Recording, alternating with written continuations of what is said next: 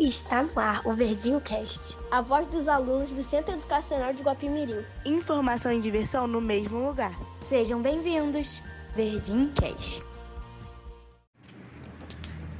Boa tarde, estamos aqui em mais um episódio de Verdinho Cast. Eu sou o Guilherme, apresentador deste podcast. Estamos aqui com Enzo, Nicolas e Eduardo, nossos convidados.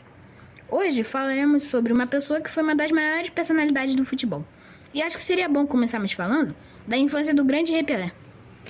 Boa tarde. Realmente tem várias curiosidades sobre a infância dele, que podemos comentar e contar para os nossos ouvintes.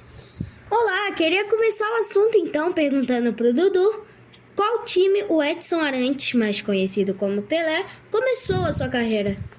Olá, antes de falarmos sobre o time que o Rei começou, vamos começar a falar um pouco antes de como foi para ele chegar nesse meio.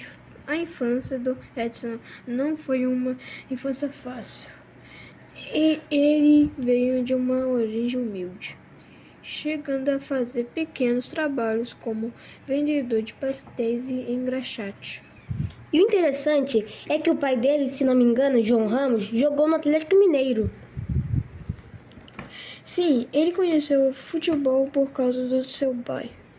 Sim, mas infelizmente o pai dele não continuou com a carreira por conta de uma lesão. Mas no final da carreira dele, ele ainda foi jogar no Bauru Atlético Clube. E esses fatos que aconteceram foram importantes para que o Edson se tornasse o Rei Pelé. Porque se eles não tivessem ido para Bauru, e aí eu respondo a pergunta do Nicolas. O Arantes não teria começado a jogar em times amadores como o São Paulinho de Curaçá e o Baque. Ele foi descoberto por um olheiro, o Aldemar de Brito, e aí foi chamado para um teste juvenil no Bauru. Ele ganhou o apelido de Pelé, porque mencionava muito o nome do goleiro Bilé durante os treinos, mas uma das coisas mais marcantes do Pelé também, além da quantidade de gols. Sim, foram 1.282 gols, se não me engano, em toda a sua carreira. Mas tiveram gols extremamente marcantes, além da sua participação nas Copas. E entrando nesse assunto, a carreira dele foi marcante para o futebol.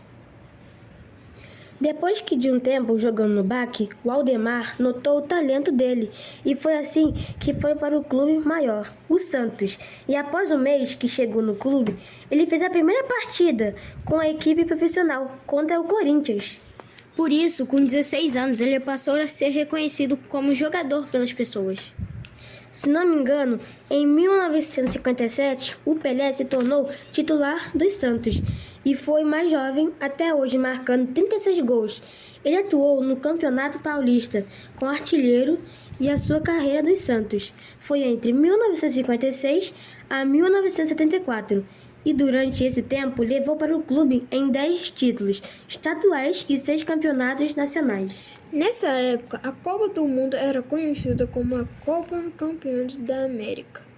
Mas acho que o mais marcantes foram as participações do Pelé na Copa do Mundo.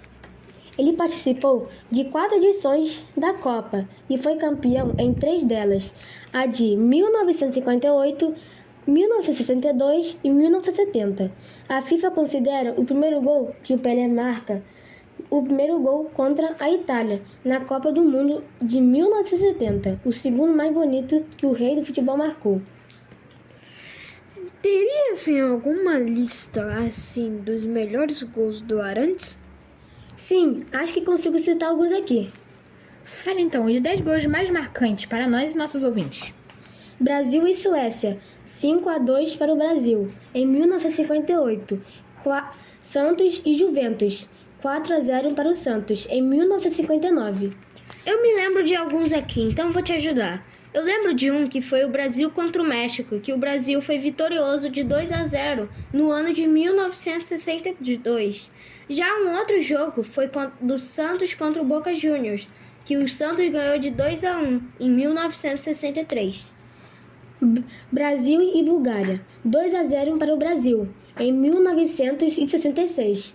Santos e Corinthians, 3-1 para o Santos, em 1969. Também lembrei de um jogo do Vasco contra o Santos, que o Santos ganhou de 2-1 em 1969, e outro do Brasil contra a Itália, que o Brasil foi vitorioso de 4-1 em 1970. O Pelé deixou no futebol um grande legado. O futebol que ele apresentava para a época era de um alto nível, uma habilidade muito grande, e foi uma grande perda que tivemos recentemente. Sim, o mundo parou por conta disso. Ele foi uma grande personalidade, marcou o futebol não somente no Brasil, mas no mundo. Os jornais internacionais noticiaram o falecimento do Pelé. Houve muitas homenagens, muitas mesmo. Um jornal chamado de The New York Times chamou ele de o cara global do futebol e destacou sua importância e popularização no futebol dos Estados Unidos. Assim, foi um baque muito grande para as pessoas em uma quinta-feira de dezembro, 2 dias antes da virada do ano, receber essa notícia. Ele veio a óbito por conta do câncer, mas uma das coisas que mais me impressionaram foi as homenagens. Sim, foram muitas homenagens prestadas a Pelé e sua família, famosos, clubes, enfim. Todos demonstraram muito carinho e admiração por ele e pelo legado que foi deixado para as futuras gerações. Com isso, encerramos nosso bate-papo. Espero que vocês tenham gostado e até a próxima.